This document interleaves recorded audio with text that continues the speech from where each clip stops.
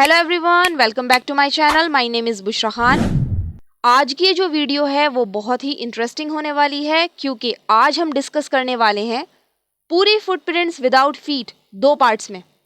इस पार्ट में हम फर्स्ट से फिफ्थ चैप्टर तक कवर करेंगे एंड नेक्स्ट पार्ट में बाकी जो चैप्टर्स रह जाएंगे वो देखेंगे।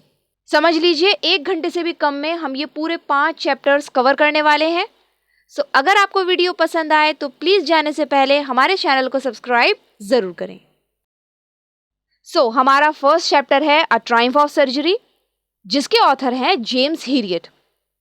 अब थोड़ा सा मैं आपको ऑथर के बारे में बता दूं तो जेम्स हीरियट एक वेट सर्जन रह चुके हैं।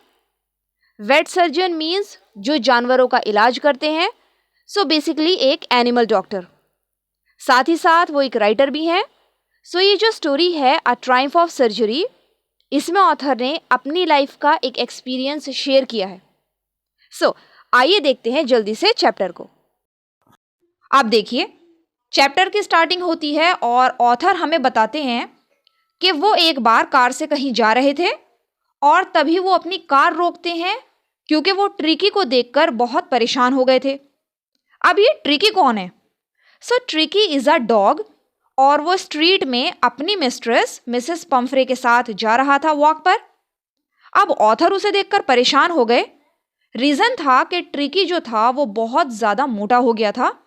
उसकी आईज रेड थी और जो उसकी टंग थी वो उसके जॉस से बाहर आ गई थी। अब क्योंकि ऑथर एक वेट है तो वो शॉक्ड हो गए कि भाई क्या हालत बना रखी है डॉग की। अब इससे पहले ऑथर मिसेस पम्फ्रे से कुछ पूछते, मिसेस पम्फ्रे ऑथर के पास आती हैं और उन्हें बताती हैं कि उन्हें लगता था कि ट्रिकी में कोई एनर्जी ही नहीं है। उन्हें लगा कि उसे माल न्यूट्रिशन मीन्स कुपोषण हो गया है।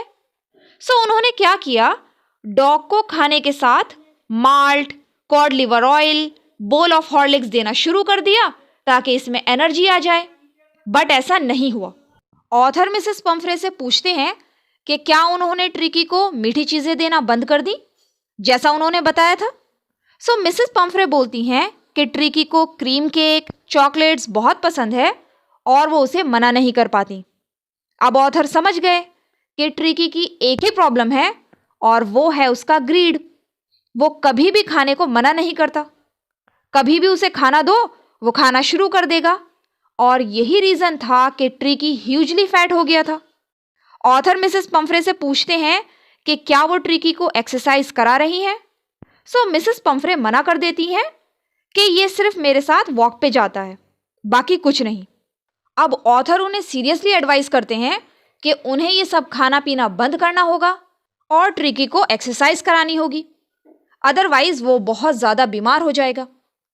अब मिसेस पम्फ्रे थोड़ा परेशान हो जाती हैं क्योंकि उनके लिए ये सब करना थोड़ा डिफ़िकल्ट था। वो डॉग को बहुत ज़्यादा प्यार करती थी और हमेशा ट्रिकी की पसंद की चीज़ उसे देती थी।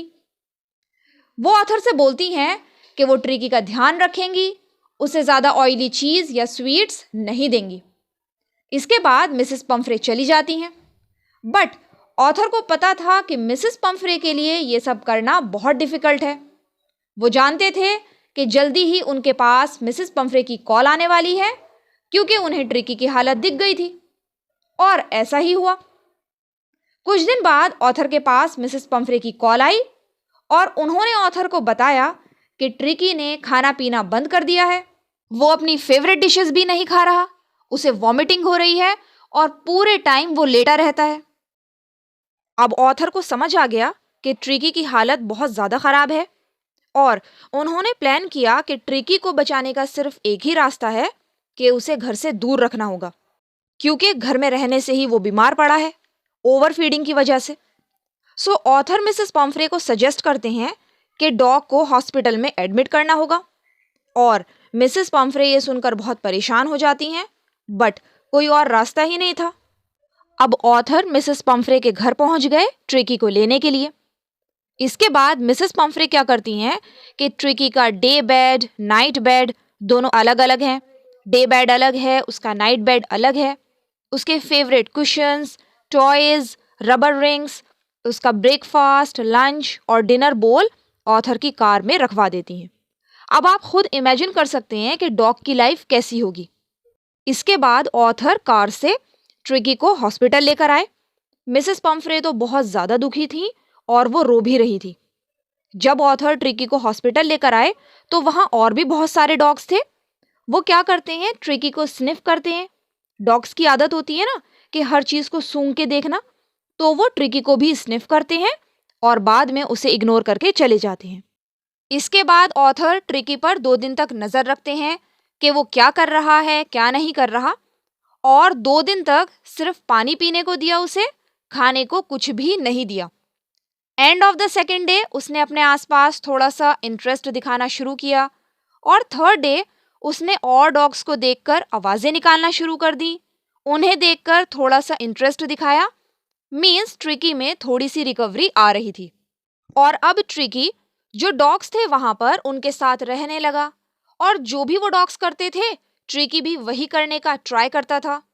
जैसे उनके साथ खेलता था और जब वो गार्डन की तरफ भागते थे तो ये भी उनके पीछे पीछे जाता था।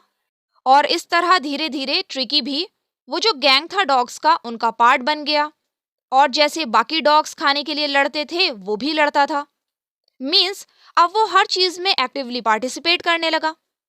याद रखिएगा, ऑथर ने डॉग को कोई मेडिकल ट्रीटमेंट नहीं दिया था, बस उसका एनवायरनमेंट और खाने पीने का जो मैनर था वो चेंज कर दिया। घर पे तो इस तरह का एनवायरनमेंट उसे कभी मिला ही नहीं, वो तो वहाँ एक बच्चे की तरह था। सो ऑथर ने उसका एनवायरनमेंट और खाने पीने का जो मैनर था वो चेंज कर दिया और इस तरह से ट्रिकी ठीक भी होने लगा। अब इसी बीच मिसेस पम्फ्रे बार बार ऑथर को कॉल करती थी कि ट्रिकी के बारे में पता चले वो ठीक है या नहीं। सो ऑथर उन्हें बताते हैं कि अब वो खतरे से बाहर है और वो जल्दी ही ठीक हो जाएगा। ऑथर इसके लिए वर्ड यूज करते हैं convalescing, means recovering from an illness. अब ये सुनकर मिसेस पम्फ्रे रिलैक्स हो जाती हैं और वो ट्रिकी के लिए फ्रेश एग्स लाना शुरू कर देती हैं ताकि ट्रिकी में स्ट्रेंथ आ जाए। बट ऑथर और उनके पार्टनर क्या करते हैं कि वो एग्स खुद ही खा जाते थे, क्योंकि वो जानते थे कि दोबारा अगर डॉग को ये सब दिया तो वो फिर पहले जैसा हो जाएगा। इसके बाद मिसेस पम्फ्रे ने ट्रिकी के लिए बॉटल्स ऑफ वाइन भेजना शुरू कर दी। वाइन जो थी वो ट्रिकी के ब्लड को इनरिच करने के लिए थी, बट ऑथर ने वो भी ट्रिकी को नहीं दी। इसके बाद डॉग के लिए ब्रांडी आने लगी और ऑथर और उनके पार्टनर क्या करते थे कि उसे खुद ही पी लेते थे। ऑथर चैप्टर में कह रहे हैं कि दिल करता था कि ट्रिकी को परमानेंट गेस्ट रख लूं। जाहिर सी बात है, डॉग के लिए इतना सारा सामान आता था और वो सब किसको मिलता था? ऑथर और उनके पार्टनर को। वो सब खा जाते थे। बट ऑथर 15 डेज के बाद मिसेस पम्फ्रे को कॉल करते हैं कि ट्रिकी अब खतरे से बाहर है और वो उसे लेकर जा सकती हैं। अब कुछ मिनट्स बाद मिसेस पम्फ्रे अपनी ब्लैक कार में ट्रिकी को लेने आ गई और डरते हुए पूछती हैं कि मिस्टर हीरियट, प्लीज मुझे सच बताइए, क्या ट्रिकी सच में ठीक है? और ऑथर उन्हें बताते हैं कि वो बिल्कुल ठीक है और उन्हें कार से बाहर आने की जरूरत नहीं है, वो खुद उसे लेकर आ रहे हैं। अब ऑथर ट्रिकी को लेने जाते हैं जो गार्डन में और डॉग्स के साथ खेल रहा था और उसे लेकर वो बाहर आए। अब जैसे ही डॉग मिसेस पम्फ्रे को देखता है वो ऑथर की गोद से कूदकर अपनी ओनर के पास भाग जाता है, उनके फेस को लिक करने लगता है और उन्हें देखकर बहुत ज्यादा खुश हो जाता है। मिसेस पम्फ्रे भी ट्रिकी को देखकर रोने लगती हैं। उनकी आंखों में आंसू थे और वो ऑथर से बोलती हैं कि वो उनका थैंक्स कैसे करें। ये तो ट्रायम्फ ऑफ सर्जरी है। ट्रायम्फ मीन्स विक्ट्री या जीत, और सर्जरी उस जगह को कहते हैं जहां डॉक्टर्स वगैरह पेशेंट्स को देखते हैं। सो आप कह सकते हैं एक तरह का हॉस्पिटल। सो मिसेस पम्फ्रे ऑथर से बोलती हैं कि ये तो सर्जरी की विक्ट्री है, ये तो सर्जरी की जीत हो गई। इसी के साथ ये स्टोरी एंड हो जाती है। सो स्टूडेंट्स, ये चैप्टर बहुत ही इजी है जिसमें हमें एक डॉग ट्रिकी के बारे में पता चलता है जिसकी ओनर मिसेस पम्फ्रे डॉग को बहुत ज़्यादा पैम्पर करती थी और ओवर फीडिंग की वजह से वो बहुत ज़्यादा मोटा हो गया था एंड बीमार हो गया था, और ऑथर ने किस तरह से उसे बिना मेडिकल ट्रीटमेंट के ठीक किया। ऑथर ने चैप्टर में हमें बहुत ही ब्यूटीफुल मैसेज दिया है कि हमें अपने पेट्स को प्यार तो करना चाहिए बट उन्हें ओवर फीड नहीं कराना चाहिए, अदरवाइज वो बीमार पड़ सकते हैं। ये हो गया आपका chapter number 1 a Triumph of surgery. अब देखते हैं chapter number 2 the thieves story, जिसके ऑथर हैं रस्किन बॉन्ड। अब देखिए, इस स्टोरी में ऑथर ने हमें एक छोटे लड़के के बारे में बताया है जो चोरी करता था, मीन्स एक थीफ था। और एंड ऑफ द स्टोरी में ये लड़का चोरी करना छोड़ देता है। आसानी से ये चोरी करके भाग सकता था, बट ये ऐसा नहीं करता। ऐसा क्या हुआ कि इसे अपनी गलती रियलाइज हो जाती है और ये चोरी करना छोड़ देता है। आइए जल्दी से देखते हैं चैप्टर को। आप देखिए, जैसे ही चैप्टर स्टार्ट होता है तो ये छोटा लड़का अपनी स्टोरी शुरू करता है कि मैं एक थीफ था और मैं छोटी मोटी चोरियां करता था। और एक दिन मैं अनिल से मिला जब वो रेसलिंग मैच देख रहा था। मीन्स एक जगह कुश्ती हो रही थी, रेसलिंग मैच हो रहा था। तो ये लड़का जो है एक लड़के से मिलता है और उस लड़के का नाम था अनिल। इसके बाद इसने अनिल के बारे में बताया कि अनिल 25 साल का होगा। वो बहुत ही सिंपल सा इंसान था, दुबला पतला सा वो लड़का था और वो रेसलिंग मैच देख रहा था, तो ये भी वहाँ चला गया। अब ये जो छोटा लड़का है इसे चोरी करने की आदत है।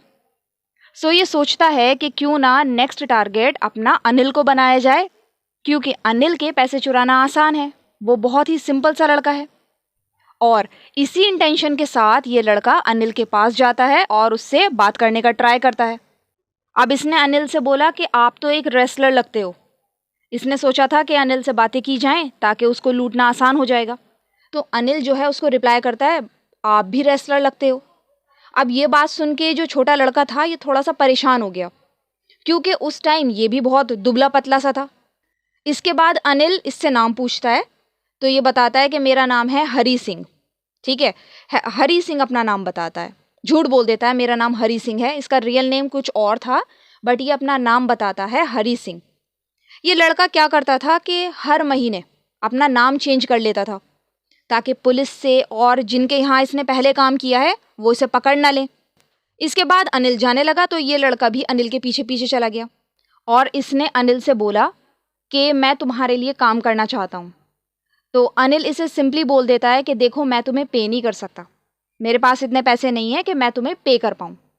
अब ये लड़का सोचने लगता है कि यार मैंने तो अनिल को गलत समझ लिया, मुझे तो लग रहा था ये बहुत अमीर होगा और इसके मैं पैसे चुरा लूँगा और आराम से चला जाऊँगा, बट यहाँ तो कुछ और ही हो रहा है।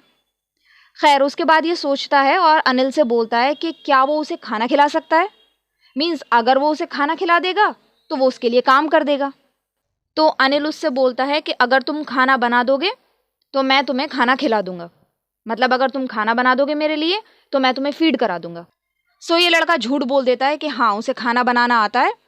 तो इसके बाद अनिल जो है हरी सिंह को लेके घर आ गया। याद रखिएगा, हरी सिंह उसका रियल नेम नहीं है। अब देखिए उसके बाद क्या हुआ।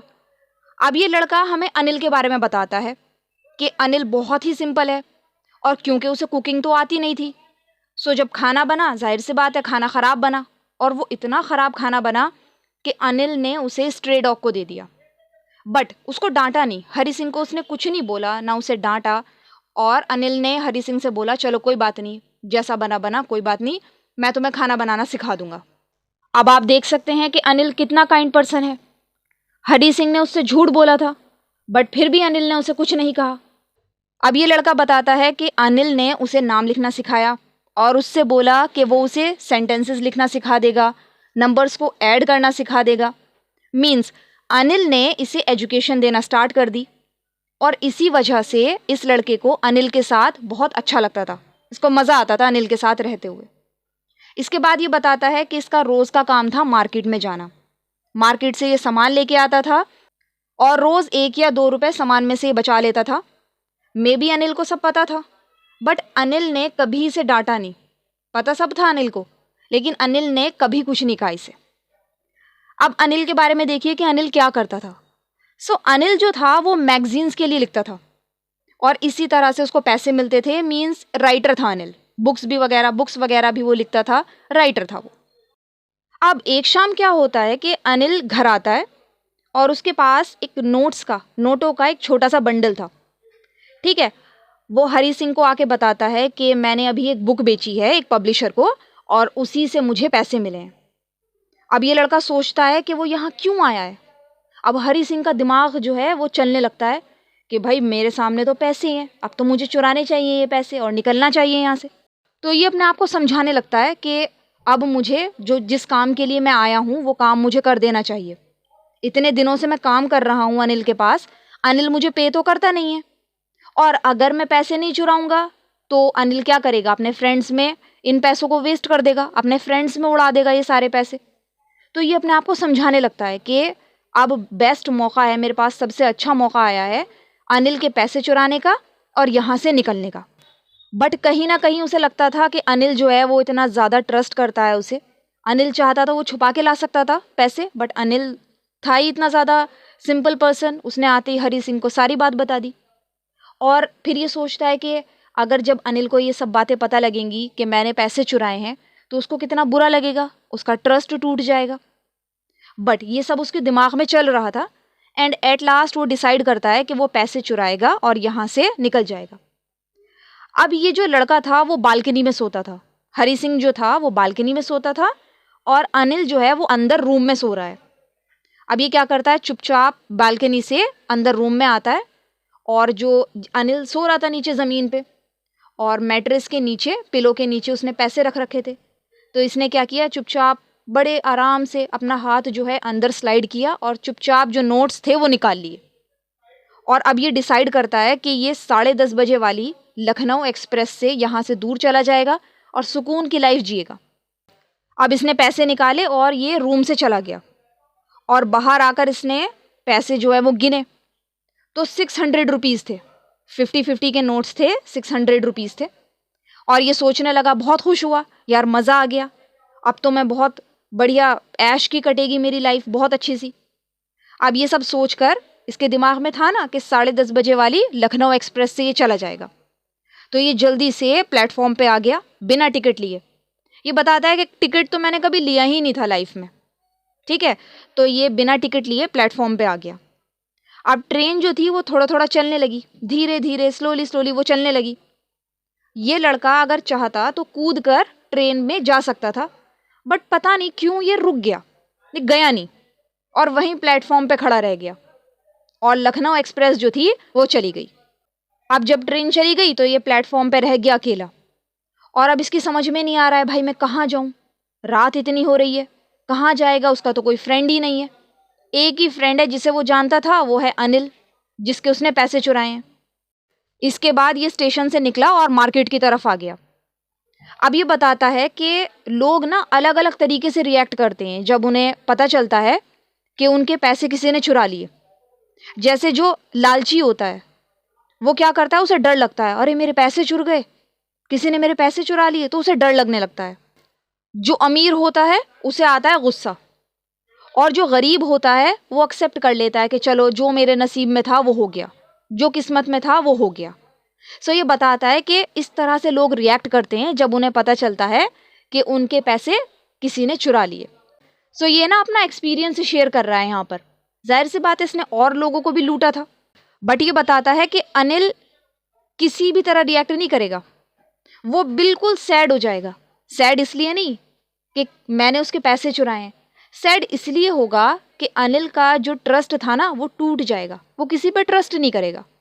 सो ये सब सोच के हरी सिंह जो था वो बहुत ज़्यादा सैड हो रहा था कि मैंने क्यों पैसे चुरा लिए, अनिल इतना ज़्यादा ट्रस्ट करता था मुझ पर, मुझे ऐसा नहीं करना चाहिए था। इसके बाद क्या होता है कि वो एक मैदान में जाकर एक बेंच पे बैठ जाता है, ठीक है। हरी सिंह जो है वो एक मैदान में जाके एक बेंच पे बैठ जाता है और वो वहाँ बैठ के सोचने लगता है। तभी क्या है कि थोड़ी थोड़ी बारिश होने लगती है और बारिश की वजह से हरी सिंह जो था वो पूरा भीग गया था। अब रात तो हो ही रही थी और बारिश की वजह से क्या हुआ कि जो नोट्स थे जो उसने अपने पॉकेट में रख रखे थे वो भी गीले हो गए। अब इस सब के बाद हरी सिंह को रियलाइज़ हुआ कि उसने अनिल के पैसे गलत चुराए हैं, उसे अनिल के पैसे नहीं चुराने चाहिए थे। और क्या पता सुबह अनिल उसे 2 या 3 रुपए दे देता और अनिल के पास रह के वो एक एजुकेटेड पर्सन बन रहा था, एजुकेशन तो उसे फ्री में मिल रही थी और एजुकेटेड होके तो वो बहुत सारे पैसे कमा सकता था। ये तो उसने बहुत गलत कर दिया। और इन सब के बाद हरी सिंह डिसाइड करता है कि वो अनिल के पास वापस चला जाएगा, क्योंकि रात हो रही है, क्या पता अनिल जो है वो अभी भी सो रहा हो। तो चुपचाप वो अनिल को नोट्स वहीं पर रख देगा जहाँ से उसने चुराए हैं। और ये सोचकर वो अनिल के पास वापस आ जाता है और इसका लक था अनिल जो है वो सो रहा था। बड़े सुकून से वो सो रहा था। तो इसने क्या किया, चुपचाप जहाँ से पैसे निकाले थे मैट्रेस के नीचे, चुपचाप उसने पैसे वहीं पे रख दिए। अब नेक्स्ट मॉर्निंग हरी सिंह जो है वो थोड़ा लेट उठता है, पूरी रात मेहनत करके आया था तो थोड़ा लेट उठता है वो, और उसने देखा कि अनिल ने उसके लिए चाय बना रखी है। इसके बाद अनिल ने हरी सिंह को 50 रुपये दिए और बोला कि अब वो उसे रेगुलरली पे करेगा। और ये बात सुन के हरी सिंह जो था वो डर गया। उसे लगा कि अनिल को पता चल गया है कि मैंने उसके पैसे चुराए हैं, और शायद अब वो बोलेगा कि तुम चले जाओ, अब मैं तुम्हें काम पे नहीं रख सकता। लेकिन जैसे ही उसने नोट हाथ में लिया तो उसने देखा कि नोट गीला था बारिश की वजह से। और इस टाइम हरी सिंह को रियलाइज़ हुआ कि अनिल को पता चल गया था कि मैंने पैसे चुराए हैं, क्योंकि उसने देख लिया होगा नोट्स जो हैं वो गीले हो रहे हैं। लेकिन फिर भी अनिल ने हरी सिंह को बिल्कुल नहीं डांटा, उसे कुछ नहीं बोला। इसके बाद अनिल हरी सिंह से बोलता है कि वो अब उसे सेंटेंसेस लिखना, वाक्य लिखना भी सिखा देगा। और हरी सिंह जो था वो 50 का नोट हाथ में लेके अनिल की तरफ देख रहा था और मुस्कुरा रहा था। और यहीं पर ये स्टोरी जो है वो एंड हो जाती है। सो आप देख सकते हैं पूरी स्टोरी बहुत ही सिंपल है, और किस तरह से एक चोर, एक छोटा सा बच्चा जो किसी भी रीज़न की वजह से एक थीफ बन गया था, उसने अनिल की सच्चाई, अनिल की सिंप्लिसिटी की वजह से चोरी करना छोड़ दिया। सो इस स्टोरी में जो ऑथर हैं उन्होंने यही मैसेज दिया है कि हमारा जो बिहेवियर है वो इतना अच्छा होना चाहिए कि सामने वाला व्यक्ति, चाहे वो चोर हो या कोई भी हो, वो टोटली चेंज हो जाए। इसी के साथ ये जो स्टोरी है, द थीव्स स्टोरी, वो यहीं पर एंड हो जाती है। अब देखते हैं चैप्टर 3, द मिडनाइट विजिटर, जिसके ऑथर हैं रॉबर्ट आर्थर। अब ये जो स्टोरी है उसमें हम 3 लोगों को देखने वाले हैं। पहला है ऑसिबल। ऑसिबल जो है वो एक सीक्रेट एजेंट है। सेकंड इज फाउलर, और फाउलर जो है वो एक राइटर है, ठीक है। एंड थर्ड इज मैक्स, और मैक्स जो है वो भी एक सीक्रेट एजेंट है। सो इन तीनों को ही हम देखने वाले हैं इस चैप्टर में, इसके अलावा और कोई भी नहीं है। अब जैसे ही चैप्टर स्टार्ट होता है तो हम मिलते हैं अपने फर्स्ट कैरेक्टर से, जो है ऑसिबल। और मैंने ऑलरेडी आपको बताया है कि ऑसिबल एक सीक्रेट एजेंट है। अब सच बताना कि सीक्रेट एजेंट सुनकर आपके दिमाग में कैसी इमेज बनी होगी, कि सीक्रेट एजेंट कैसा होगा? Tall, sharp, active, black colour का उसने चश्मा लगाया होगा, हर चीज़ पे नज़र रखने वाला होगा। इस टाइप की क्वालिटीज़ हमारे सामने आती हैं जब हम एक सीक्रेट एजेंट को इमेजिन करते हैं। लेकिन ऑसिबल जो है वो टोटली अपोजिट है इन सभी से, क्योंकि वो देखने में एक सीक्रेट एजेंट नहीं लगता। ऑथर हमें बताते हैं कि वो देखने में काफ़ी मोटा है, और वो फ्रेंच और जर्मन बोलता है, लेकिन उसका जो एक्सेंट है वो है अमेरिकन। अमेरिकन एक्सेंट में वो बात करता है। अब एक बार क्या हुआ कि फाउलर ऑसिबल से मिलने आया। फाउलर का मैंने ऑलरेडी आपको बता दिया कि फाउलर एक राइटर है और वो ऑसिबल से मिलने आया है। रीज़न है कि उसे कोई टॉपिक चाहिए जिस पे वो लिख सके, कोई भी अच्छा सा टॉपिक वो देखने के लिए आया है कि उसे मिल जाए ऑसिबल के साथ जिस पे वो लिख सके। लेकिन ऑसिबल को देखकर फाउलर जो था वो थोड़ा सा डिसअपॉइंट हो गया, क्योंकि रीज़न मैंने आपको ऑलरेडी बता दिया, क्योंकि ऑसिबल जो है वो देखने में किसी भी तरह एक सीक्रेट एजेंट नहीं लगता। तो फाउलर जो था वो थोड़ा सा डिसअपॉइंट हो गया। अब इसके बाद ऑसिबल फाउलर को लेके अपने रूम में जाता है जो होटल के 6th फ्लोर पर था। ऑसिबल फाउलर से बोलता है कि मुझे पता है कि तुम मुझे देखकर थोड़ा सा डिसअपॉइंट हो गए हो, क्योंकि तुमने इमेजिन किया होगा कि मैं एक सीक्रेट एजेंट से मिलने जा रहा हूँ, तो वहाँ मुझे पिस्टल की आवाज़ सुनने को मिलेगी। जैसा मूवीज़ में आपने देखा होगा, सीक्रेट एजेंट को दिखाते हैं, इधर से उधर जा रहा है, गोली चल रही है, ब्यूटीफुल सी लड़की आके इंफॉर्मेशन दे रही है, एक्सेट्रा। ये सब आपने मूवीज़ में देखा होगा, बट यहाँ तो ऐसा कुछ भी नहीं था। और इसीलिए ऑसिबल फाउलर से बोलता है कि तुम तो बोर हो रहे होंगे, बिल्कुल अपोजिट हो रहा है। और ये सब बोलते हुए ऑसिबल अपने रूम का डोर ओपन करता है। इसके बाद ऑसिबल फाउलर से बताता है कि तुम परेशान मत हो, क्योंकि जल्दी ही तुम्हें कुछ इंपॉर्टेंट पेपर्स देखने को मिलेंगे जिनके पीछे बहुत से लोग पड़े हुए हैं, और वो पेपर्स मेरे पास आने वाले हैं। और ये कहकर ऑसिबल ने रूम की लाइट ऑन करी, और जैसे उसने रूम की लाइट ऑन की तो उसने देखा कि एक आदमी रूम के बीच में खड़ा हुआ है और उसके हाथ में एक पिस्टल है और उसका नाम है मैक्स। ये भी एक सीक्रेट एजेंट है, ऑलरेडी मैंने आपको बता दिया है। अब ऑसेबल ने मैक्स से बोला कि तुम मेरे रूम में क्या कर रहे हो, तुम्हें तो बर्लिन में होना चाहिए था। इट मीन्स ऑसेबल जो था वो मैक्स को ऑलरेडी जानता था। मैक्स जो है वो दुबला पतला सा है और देखने में बिल्कुल फॉक्स की तरह दिखता है वो। और वो ऑसेबल से बोलता है कि उसे वो रिपोर्ट चाहिए, वो इम्पॉर्टेंट पेपर्स जिसमें मिसाइल्स के बारे में इंफॉर्मेशन है, वो पेपर्स उसे चाहिए क्योंकि वो पेपर्स उसके पास ज़्यादा सेफ रहेंगे। और अब फाउलर को लगता है जैसे वो रियल में एक सीक्रेट एजेंट से मिलने आया हो। पहले तो उसे सब बोरिंग सा लग रहा था। इसके बाद ऑसेबल बिल्कुल कूल बिहेव करता है और एक चेयर पे बैठ जाता है। फिर एक नॉर्मल सी विंडो की तरफ इशारा करके उसने बोला कि वो इस होटल के मैनेजमेंट से कंप्लेन करने वाला है क्योंकि ये महीने में दूसरी बार हुआ है कि कोई बालकनी से उसके रूम में आया हो। सो इस पर मैक्स बोलता है कि वो बालकनी से अंदर नहीं आया, उसके पास की है, होती है ना जो मास्टर की जो सभी लॉक्स में फिट हो जाती है, वो थी मैक्स के पास। सो वो बोलता है कि वो बालकनी से अंदर नहीं आया और अगर उसे बालकनी का पता होता तो वो भी उसी से आता क्योंकि बालकनी से अंदर आना आसान है, सो वो भी उसे यूज़ करता। इस पर ऑसेबल उसे बोलता है कि ये बालकनी उसकी नहीं है, बराबर वाले रूम की है और ये जो कमरा है जहाँ हम हैं वो पहले एक बड़ा यूनिट हुआ करता था और अब ये जो बराबर वाला रूम है उसमें एक बालकनी है जो मेरी विंडो तक आती है। इस तरह से देखिए आप, ऑसेबल ने ऐसे बताया मैक्स को कि कैसे दूसरे वाले रूम की बालकनी उसकी विंडो के नीचे तक आती है। बट मैक्स बोलता है कि वो तो बालकनी से आया ही नहीं, उसके पास की है। इसके बाद मैक्स फाउलर की तरफ पिस्टल से इशारा करके बोलता है कि बैठ जाओ क्योंकि फाउलर जो था वो जब से खड़ा था। सो वो फाउलर से बोलता है कि बैठ जाओ, अभी हमें आधा घंटा और वेट करना है। और इस पर ऑसेबल मजाक में बोलता है कि आधा घंटा नहीं 31 मिनट्स वेट करना है। और काश कि मैं जान पाता कि तुम्हें इस रिपोर्ट के बारे में कैसे पता लगा। और तभी दरवाजे पे जोर से नॉकिंग होती है जिसकी आवाज़ सुन के फाउलर जो था वो उछल गया, चौंक गया था वो। अब ऑसेबल बोलता है कि ये पुलिस है क्योंकि मैंने सोचा पेपर्स इतने इंपॉर्टेंट हैं तो क्यों ना पुलिस को बता दिया जाए और वो चेक कर लें कि सब ठीक है या नहीं। अब ऑसेबल मैक्स से बोलता है कि अब तुम क्या करोगे, अगर मैंने दरवाज़ा नहीं खोला तो ये अंदर आ जाएंगे और शूट कर देंगे। अब मैक्स का जो चेहरा था वो एकदम काला पड़ गया, डर लगने लगा उसे।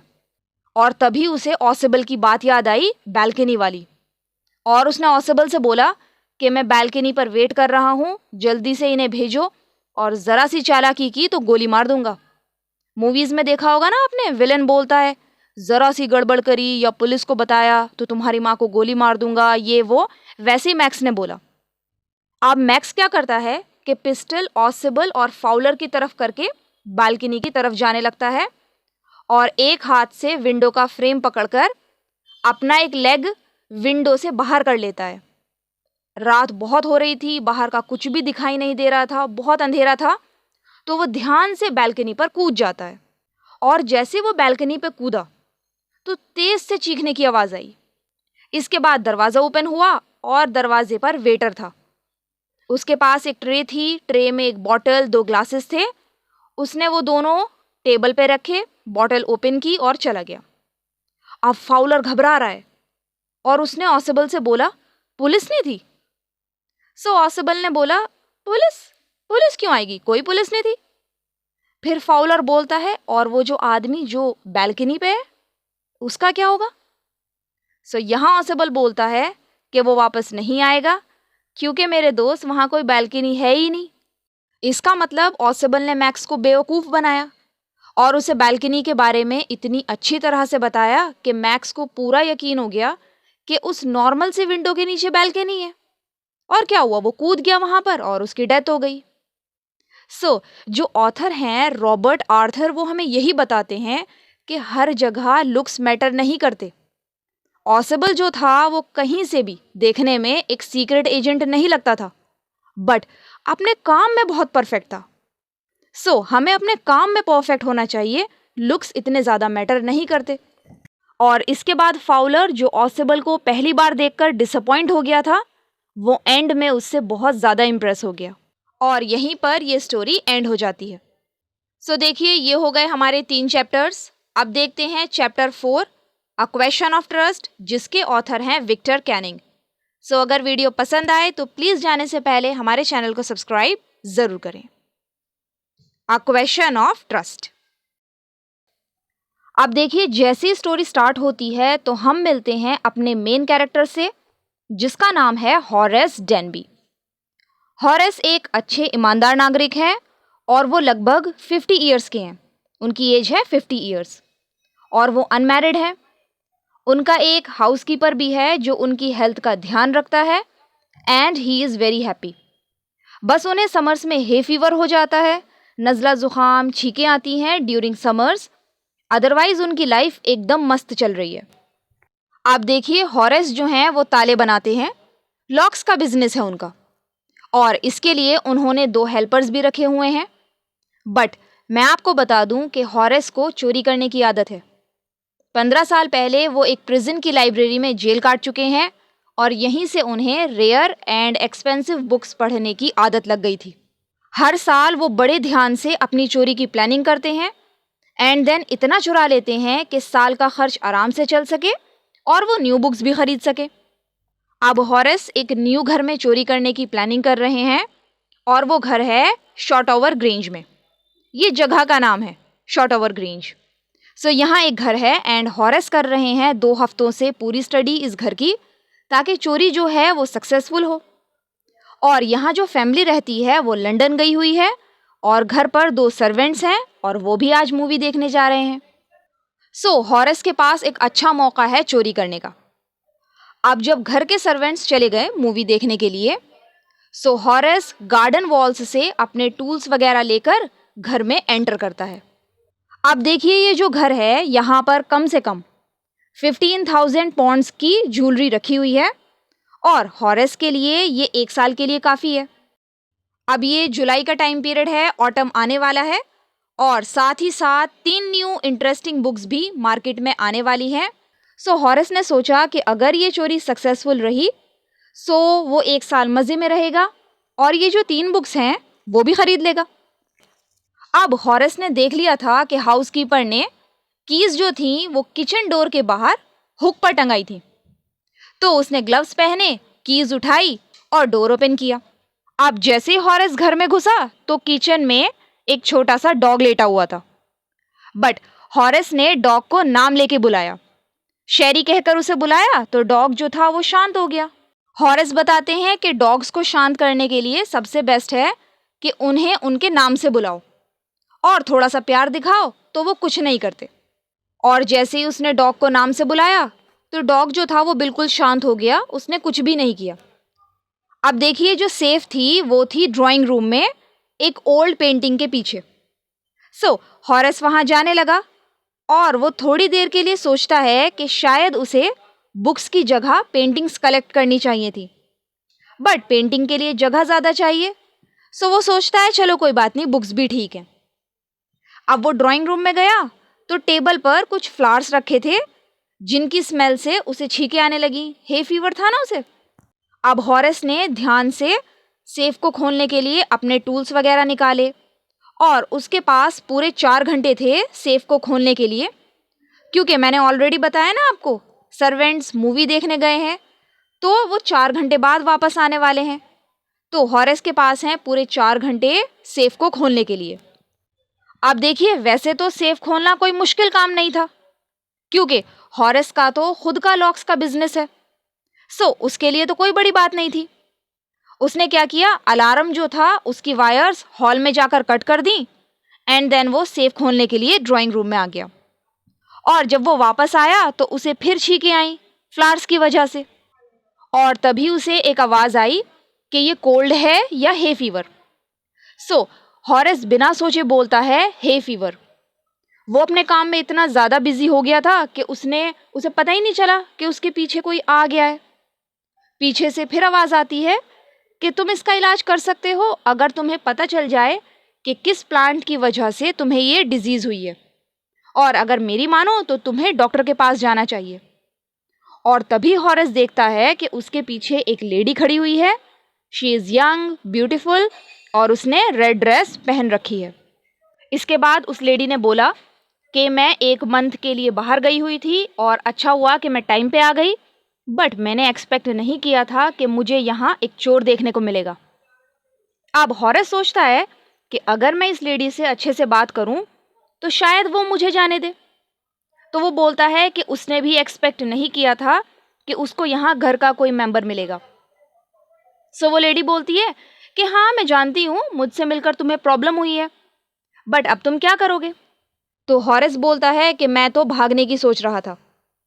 सो वो लेडी बोलती है कि हाँ तुम ऐसा कर सकते हो, लेकिन मैं पुलिस को फ़ोन करके सब बता देती तुम्हारे बारे में।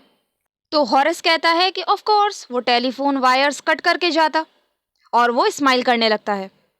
फिर बोलता है या फिर वो कुछ ऐसा करता जिससे थोड़े टाइम के लिए तुम कुछ ना कर पाओ और उसे टाइम मिल जाए यहाँ से भागने का। सो वो लेडी हॉरेस को सीरियसली देखती है एंड देन सेड कि क्या तुम मुझे हर्ट करते? तो हॉरेस बोलता है कि शायद मैंने ऐसा बोलकर तुम्हें डरा दिया है, बट सबसे अच्छा होगा कि तुम भूल जाओ कि तुमने मुझे कभी देखा है और मुझे जाने दो। अब वो लेडी हॉरेस से शार्पली बोलती है कि अच्छा तुम्हें जाने दूं? तुम तो यहाँ चोरी करने आए थे और अगर मैंने तुम्हें जाने दिया तो तुम किसी और को लूट लोगे। तुम्हारे जैसे लोगों से तो सोसाइटी को बचा कर रखना चाहिए। तो हॉरेस बोलता है कि वो कभी भी किसी को नुकसान नहीं पहुंचाता और वो उन्हीं लोगों को लूटता है जिनके पास बहुत पैसे होते हैं। और उसे जेल के नाम से भी नफरत है, उसे डर लगता है जेल जाने से। तो प्लीज़ वो उसे जाने दे और वो फिर कभी ऐसा नहीं करेगा, सब छोड़ देगा। अब ये सुनकर वो लेडी चुप हो जाती है और टेबल से एक सिल्वर बॉक्स में से एक सिगरेट निकालती है। तो हॉरेस अपना ग्लव्स निकालकर उसे सिगरेट लाइटर देता है और बोलता है कि प्लीज़ वो उसे जाने दे।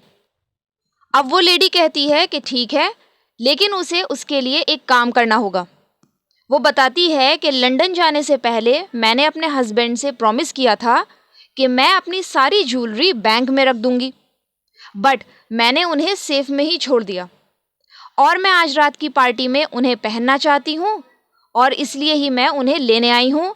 लेकिन अब वो लेडी अपनी बात पूरी करती हॉरेस ने बोला, लेकिन आप सेफ का नंबर भूल गई हैं, राइट? तो वो लेडी कहती है कि हाँ मैं नंबर भूल गई हूँ। अब हॉरेस बोलता है कि ये काम तो मैं 1 घंटे में कर दूंगा, लेकिन मुझे सेफ को तोड़ना पड़ेगा। तो वो लेडी कहती है कि कोई बात नहीं, मैं सेफ ठीक करा लूंगी। अब हॉरेस 1 घंटे में सेफ से ज्वेलरी निकालकर उस लेडी को दे देता है और आराम से वहां से चला जाता है।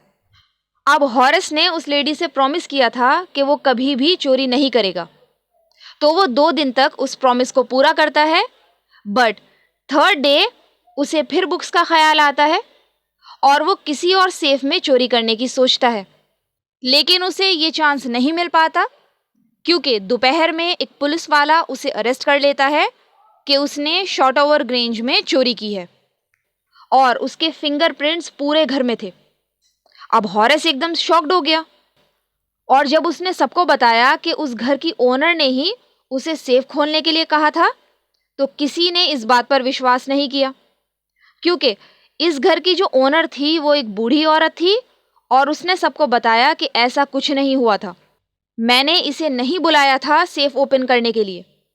और अब हॉरेस को जेल हो जाती है और वो प्रिजन लाइब्रेरी में एक असिस्टेंट लाइब्रेरियन है। अब जेल में हॉरेस अक्सर बैठा हुआ उस ब्यूटीफुल लेडी के बारे में सोचता है जो खुद एक चोर थी और उसने बड़ी ही चालाकी से हॉरेस को बेवकूफ़ बनाया। सारी ज्वेलरी वो लेकर चली गई और एंड में हॉरेस फंस गया, उसे जेल हो गई। एंड में हॉरेस बताता है कि उसे बहुत गुस्सा आता है जब कोई बोलता है कि जो चोर होते हैं उनके बीच में भी दूसरे चोर को लेकर ऑनर होता है, एक चोर भी दूसरे चोर की इज्जत करता है। और हॉरेस गुस्सा क्यों हो जाता है आप ऑलरेडी जानते हो।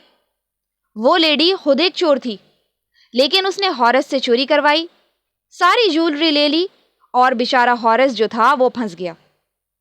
इसी के साथ ये स्टोरी यहीं पर एंड हो जाती है। चलिए अब देखते हैं फुटप्रिंट्स विदाउट फीट का चैप्टर 5, जिसका नाम भी फुटप्रिंट्स विदाउट फीट ही है, जिसके ऑथर हैं H.G. वेल्स। अब ये जो चैप्टर है वो H.G. वेल्स की एक नॉवेल द इनविजिबल मैन का एक पार्ट है, और ये पार्ट इस नॉवेल का सबसे इंटरेस्टिंग पार्ट है। सो आइए देखते हैं चैप्टर को।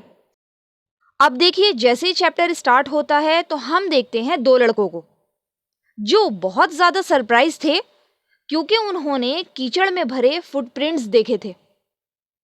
अब इसमें इतना सरप्राइज होने वाली क्या बात है? तो वो जो फुटप्रिंट्स बन रहे थे वो जिसके थे वो पर्सन नजर नहीं आ रहा था।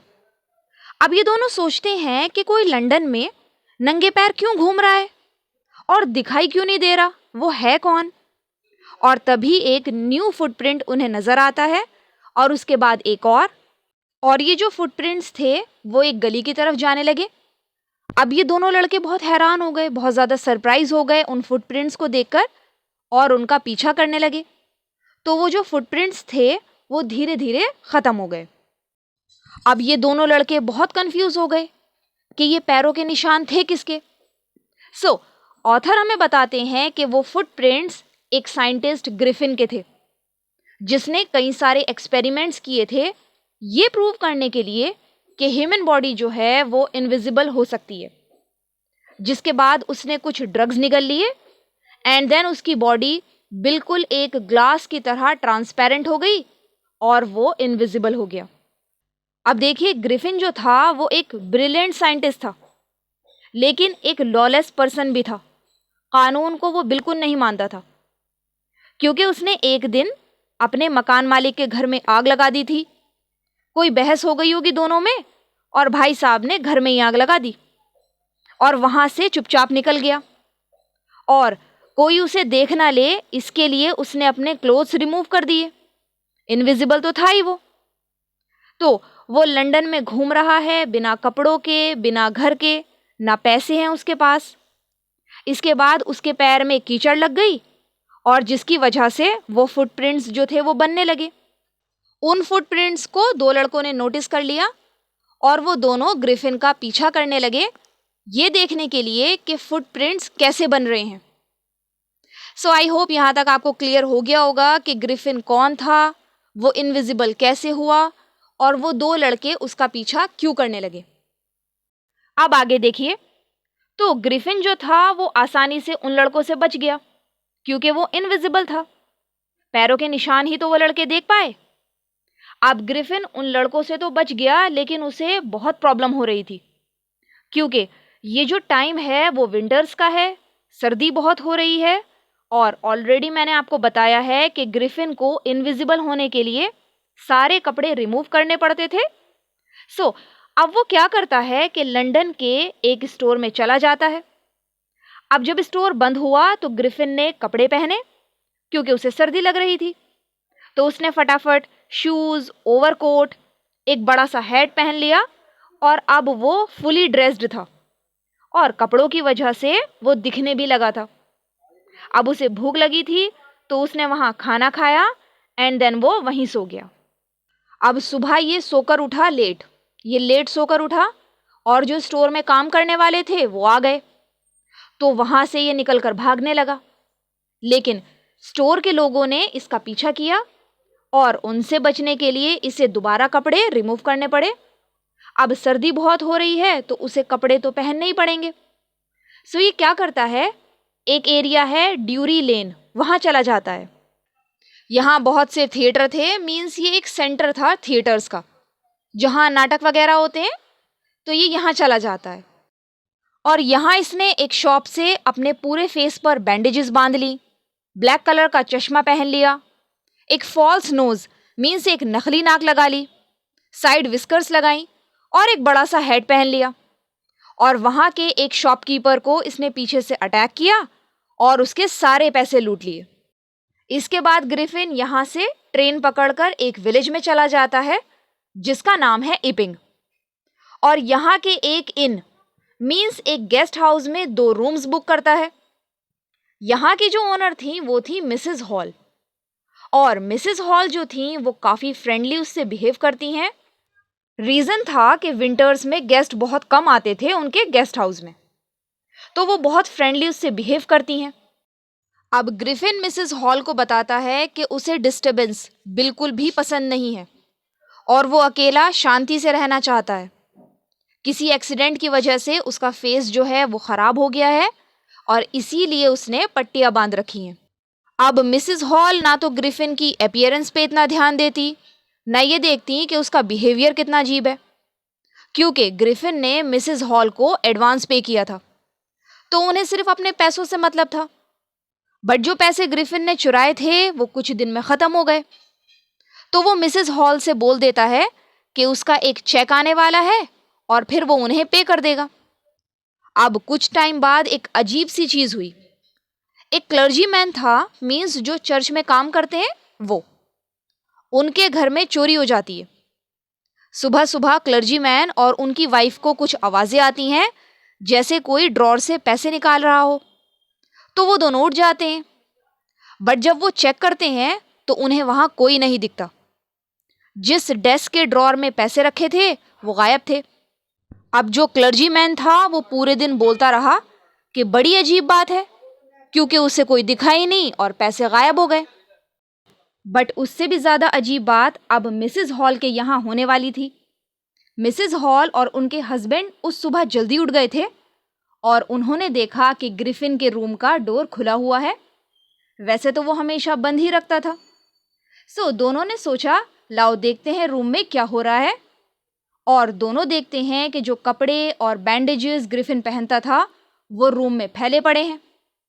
और तभी मिसेस हॉल सुनती हैं कि उनके कान के पास कोई सांस ले रहा है। इसके बाद बेड पर जो हेड रखा हुआ था वो उड़कर आया और मिसेस हॉल के फेस पर लगा। इसके बाद वहाँ एक चेयर रखी हुई थी, वो हवा में उड़ी और मिसेस हॉल के लेग्स से टकराई। अब मिसेस हॉल और उनके हस्बैंड बहुत ज़्यादा डर गए और फिर उस चेयर ने उन दोनों को रूम से बाहर धक्का दे दिया और फिर तेज से रूम का जो डोर था वो बंद हो गया। अब मिसेस हॉल जो थी वो बहुत बुरी तरह डर गईं। उन्हें लगा कि रूम में कोई भूत प्रेत आ गया है। मिसेस हॉल के जो नेबर थे वो कहने लगे कि इस रूम में जादू टोना हुआ है। बट तभी सबको पता चला कि एक क्लर्जीमैन के घर में चोरी हो गई है और सबका शक जाता है ग्रिफिन पर। और ये शक जो था वो पक्का हो गया जब ग्रिफिन ने मिसेस हॉल को पैसे दिए रेंट के। इससे पहले तो उसके पास पैसे ही नहीं थे। अब सबने क्या किया, पुलिस को सीक्रेटली इन्फॉर्म कर दिया ग्रिफिन के बारे में। लेकिन मिसेस हॉल ने कांस्टेबल के आने का वेट ही नहीं किया और डायरेक्ट ग्रिफिन के रूम में पहुंच गई और उससे बोला कि वो जानना चाहती हैं कि वो उसकी चेयर के साथ क्या कर रहा था। फिर वो पूछती हैं कि वो खाली रूम से कैसे बाहर आया। और ये बातें सुनकर ग्रिफिन को आ गया गुस्सा। आप तो जानते ही हो, उसे जल्दी गुस्सा आ जाता था। आग लगा दी थी उसने। और उसने गुस्से में पट्टियाँ, चश्मा और उसकी जो नकली नाक थी वो सब निकाल के फेंक दी। और वहाँ जो लोग खड़े थे वो बहुत डर गए ये देखकर कि उनके सामने एक बिना सर का आदमी खड़ा हुआ है। अब थोड़ी देर में एक कांस्टेबल मिस्टर जेफर्स वहाँ आ गए और वो भी डर गए ये देखकर कि भाई उसे एक ऐसे पर्सन को अरेस्ट करना है जिसका सर ही नहीं है। कांस्टेबल को देखकर ग्रिफिन ने अपने क्लोथ्स रिमूव करना शुरू कर दिए। अब मिस्टर जेफर्स ग्रिफिन को पकड़े तो कैसे पकड़े। वहाँ जो लोग थे उन्होंने कांस्टेबल की हेल्प करने की कोशिश की, लेकिन ग्रिफिन भाई साहब सबको पीट पाट के वहाँ से भाग गए और किसी को नहीं पता कि वो कहाँ गया, उसे कैसे पकड़ना है। और यहीं पर ये चैप्टर ख़त्म हो जाता है। बट अगर आपको इसकी एंडिंग देखनी है तो आपको द इनविजिबल मैन पढ़नी होगी। थोड़ा सा मैं आपको बता दूं कि एंड में ग्रिफिन की डेथ हो जाती है। उसकी डेथ कैसे हुई, उसने क्या किया, इसके लिए तो आपको द इनविजिबल मैन ही पढ़नी होगी। बाकी H.G. वेल्स ने इस चैप्टर में हमें एक बहुत ही ब्यूटीफुल मैसेज दिया है कि हमें अपनी नॉलेज का सही यूज़ करना चाहिए, वरना वो बर्बादी ला सकती है। ग्रिफिन नो डाउट एक ब्रिलियंट साइंटिस्ट था जिसने एक ऐसा फार्मूला निकाला जिससे ह्यूमन बॉडी इनविजिबल हो सकती है, लेकिन उसने अपनी नॉलेज का सही यूज़ नहीं किया और एंड हम सबके सामने है। सो हमें अपनी नॉलेज का सही यूज़ करना चाहिए। बाकी अगर वीडियो पसंद आई हो तो प्लीज़ जाने से पहले हमारे चैनल को सब्सक्राइब करें। अब मिलते हैं नेक्स्ट वीडियो में, तब तक के लिए goodbye and take care.